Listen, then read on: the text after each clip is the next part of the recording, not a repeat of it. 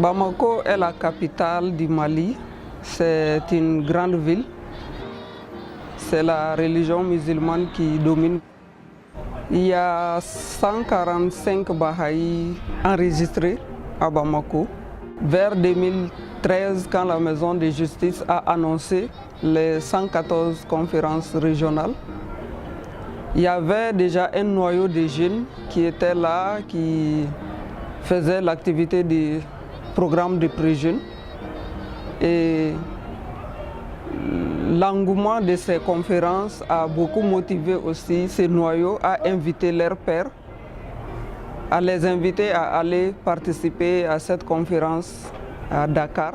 Quelques années avant la conférence de Dakar, on ne pourrait pas compter une dizaine de cercles d'études ou une dizaine de classes d'enfants. Mais après la conférence de Dakar, il y a eu non seulement la multiplication des programmes de pré-jeunes, mais aussi la multiplication des autres activités. On avait compris que si on se focalise sur le programme de pré-jeunes, on peut non seulement développer ces programmes, mais aussi développer les autres activités.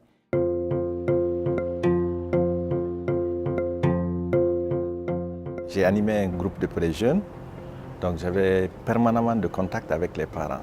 Je vais citer le témoignage d'une maman qui m'a beaucoup touché. Après notre premier livre et le deuxième livre, Brise de confirmation et Lueur d'espoir. La maman a dit m'a posé la question, quel bâton magique que vous avez pour les pré-jeunes? Parce qu'il me semble que le jeune était assez turbulent dans leur famille. Il n'était pas très gentil avec ses frères. Et il travaillait peu dans la maison.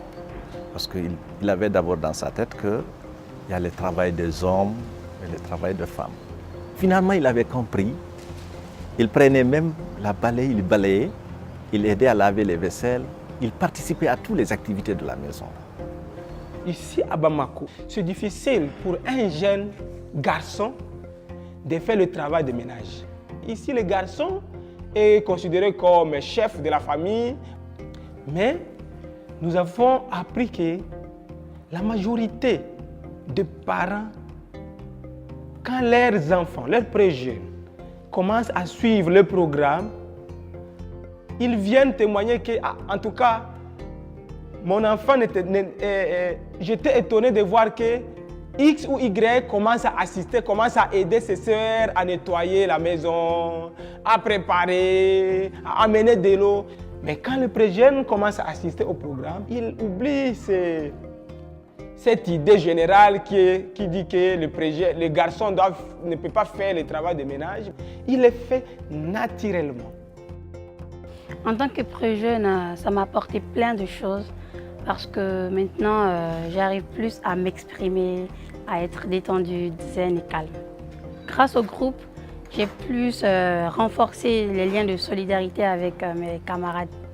Il y avait une leçon, le titre de la leçon était « Préfère ton frère ». Et il y avait une citation que j'avais vraiment aimée qui était « Vous avez été créés pour donner de l'amour aux autres ». Donc nous les élèves, on a dit à la directrice, bon, grâce à ce livre, nous allons faire une journée de salubrité dans les mosquées, les églises et même dans la cour. La leçon que j'ai apprise, c'est que ce programme transforme. L'effet transformateur est vraiment là. Et moi, je l'ai vu. J'ai vu comment ça transformait mes élèves et j'ai vu quels résultats ça a donné à l'école. Il y avait plus de camaraderie, l'amitié se raffumait, les amitiés, les gens étaient devenus vraiment comme des frères et sœurs. Dans les groupes de pré-jeunes, en tout cas, moi j'ai appris d'eux et eux aussi ont appris de moi. Il y a une fille, par exemple, elle ne s'entendait pas avec ses parents, sa maman surtout. Elle ne pouvait pas collaborer avec sa maman. Quand sa maman dit de faire telle chose, elle s'oppose. Mais c'est quand son papa vient, il dit que fais ça. En tout cas, là, elle fait sans problème, sans aucun problème. Mais quand elle est venue dans le groupe de pré-jeunes, qu'un jour, elle s'est assise, elle a commencé à réfléchir. Son comportement, ce qu'elle est en train de faire avec sa maman. Et pourquoi? C'est ma propre mère. mais pourquoi je ne peux pas l'obéir, je suis en train de faire ça.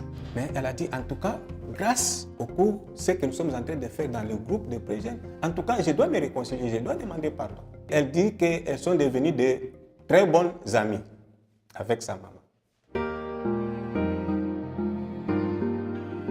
Le programme a influencé aussi les institutions. Quand les jeunes ont commencé à s'impliquer, les institutions se sont rendues compte que non, maintenant, on doit se focaliser sur cette tranche d'âge. Donc, ils ont vu qu'en tout cas, si on travaille avec les jeunes, ils vont non seulement influencer leurs amis, mais aussi, quand ils vont développer beaucoup de capacités, quand ils seront adultes, ils auront la maturité, ils vont contribuer beaucoup de choses sur les institutions, quand ils seront les membres des institutions.